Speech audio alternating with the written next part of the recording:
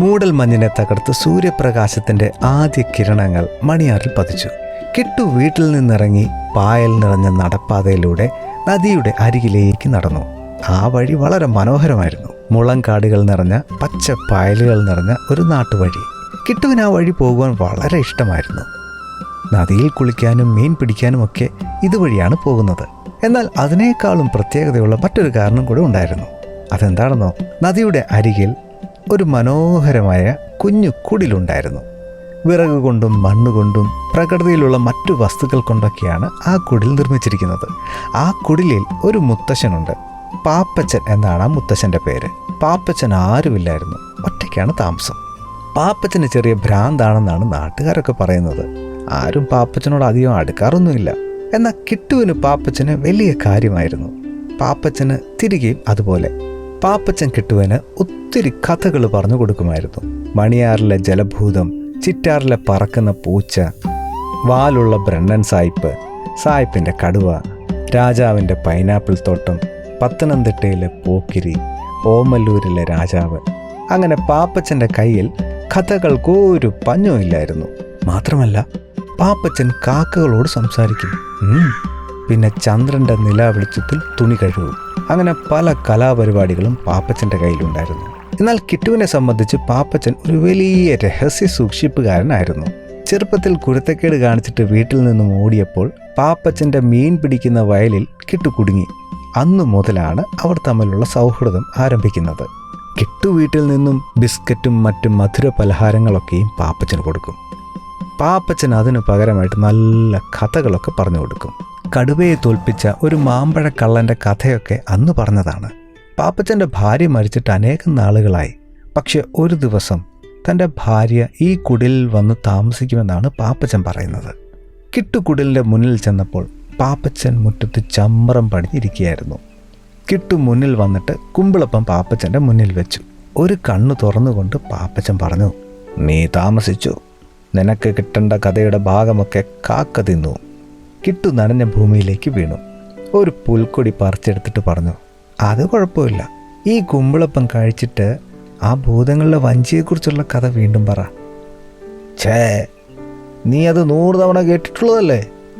അതൊക്കെ വിട്. ഇന്ന് ഞാൻ നിന്നോടൊരു യഥാർത്ഥ കഥ പറയാം. ഈ നദി പോലും മറന്നുപോയൊരു കഥ." ഇത് കേട്ട് കിട്ടുവിൻ്റെ മുഖം തിളങ്ങി.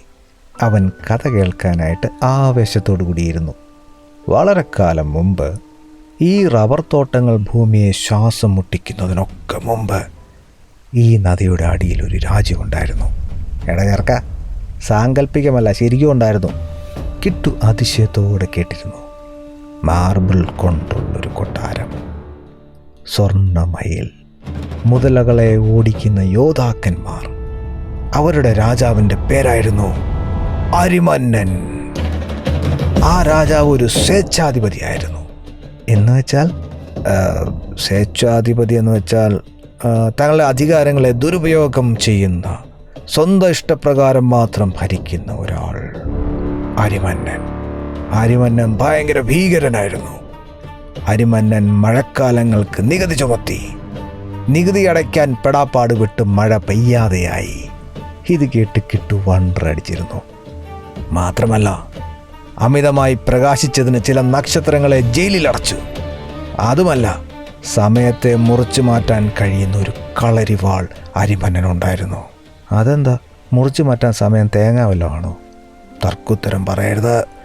അരിമന്നൻ വളരെ ശക്തനായിരുന്നു. എല്ലാവരും ദൈവത്തോട് പരാതി പറഞ്ഞു.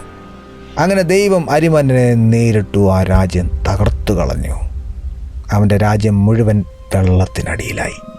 എന്നാൽ അരിമന്നൻ മരിക്കാൻ തയ്യാറായിരുന്നില്ല. നെഞ്ചത്ത് കളരിവാളുമായി ഈ നദിക്കടിയിൽ അരിമന്നൻ ഇപ്പോഴും കിടക്കുന്നുണ്ട്. കിട്ടു അമ്പരപ്പോടെ കേട്ടിരുന്നു. ചന്ദ്രൻ ചുവക്കുന്ന രാത്രികളിൽ ആത്മാവായ അരിമന്നൻ ഈ കരയിലൂടെ നടക്കും. സ്വന്തമാക്കാൻ ഒരു ശരീരം തേടി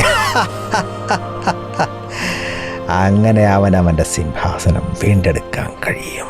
ഇത് പറയുന്ന സമയത്ത് ഒരു പൊന്മാൻ നദിയിലേക്ക് ഊളിയിട്ടു. ഈ ശബ്ദം കേട്ട് കിട്ടു പേടിച്ചങ്ങോട്ട് നോക്കി. നിനക്കൊന്നും വിശ്വാസമില്ല അല്ലേ? അവിടെ മുള നിറഞ്ഞു നിൽക്കുന്ന വളവില്ലേ, അവിടെ കൊക്കുകളുടെ ഒരു കൂടുണ്ട്. അതിൻ്റെ താഴെ പോയി കുഴിച്ചു നോക്ക്, അപ്പോൾ അറിയാം നിനക്കെന്ത് കിട്ടുമെന്ന്. ഇത് കേട്ടിട്ട് കിട്ടു കുറേ നേരം പാപ്പച്ചനെ നോക്കിയിരുന്നു. അപ്പോൾ പാപ്പച്ചൻ പറഞ്ഞു, എനിക്കൊരിടത്ത് പോകണം. കിട്ടു സാവകാശം വീട്ടിലേക്ക് പോയി. അവൻ്റെ മനസ്സ് മുഴുവൻ പാപ്പച്ചൻ പറഞ്ഞ കഥയായിരുന്നു. അത് സത്യമായ കഥയാണോ? അരിമന്നൻ ഈ നദിക്കടിയിലുണ്ടോ? അവൻ തിരിഞ്ഞ് നദിയിലേക്ക് നോക്കി നിന്നു.